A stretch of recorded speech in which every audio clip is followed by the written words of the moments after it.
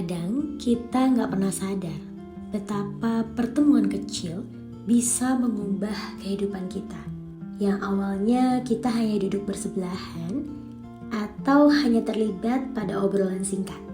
Dan kita tidak pernah berpikir dari percakapan sederhana itu akan tumbuh rasa kepercayaan, kenyamanan, dan rasa saling memiliki. Teori social penetration menyebutnya seperti bawang yang berlapis-lapis. Semakin kita membuka diri, semakin kita mengenal satu sama lain, dan semakin dalam hubungan itu terbentuk.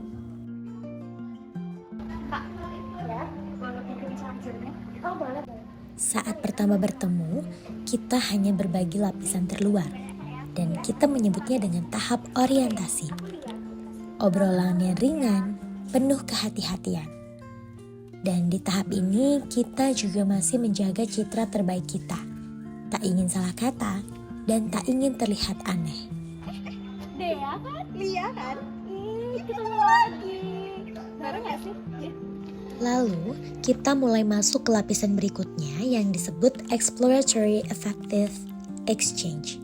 Kita mulai berbagi tentang hal-hal yang kita suka, seperti film favorit, musik yang menenangkan, bahkan hobi yang mengisi waktu senggang. Oh, BTW kamu ngopi nggak? Ngopi banget. Aku biasanya ngopi setiap 3 kali seminggu. Kamu juga? Iya, cuma aku kalau misalnya lagi ngantuk aja sih. Oh, kalau ngantuk. Tapi biasanya kamu kopi apa? Aku kalau nggak sore, tomorrow. Oh, Namun kita masih menahan bagian rapuh dalam diri kita. Tapi perlahan kepercayaan pun mulai tumbuh. Semakin hari kita merasa semakin nyaman.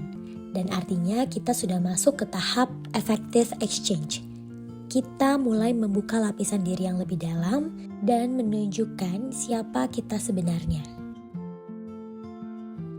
Dan hingga akhirnya kita sampai di tahap stable exchange. Kita nggak lagi menahan tawa atau pura-pura kuat saat sedih. Kita bisa menjadi diri sendiri tanpa takut dihakimi. Semua topik terasa aman dibicarakan, dari yang remeh sampai yang paling serius. Karena kita tahu, dia akan selalu ada untuk mendengar.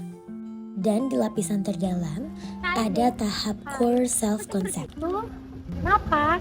aku sebenarnya lagi makanya aku tadi telat nonton UAS.